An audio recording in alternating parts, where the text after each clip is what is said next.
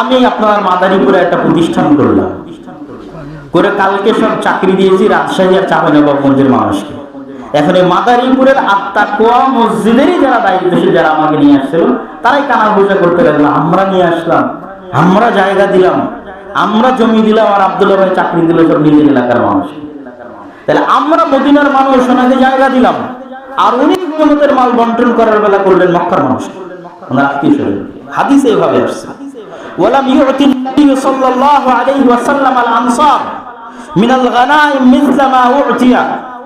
রাসূল সাল্লাল্লাহু আলাইহি ওয়াসাল্লাম হুনাইনের যুদ্ধের পর গনিমতের মাল থেকে আনসারদের অত বেশি গনিমতের মাল দেননি যত বেশি তিনি মক্কার মানুষকে দিয়ে দিলেন, বা যত তিনি আগে তাদেরকে প্রদান করতেন।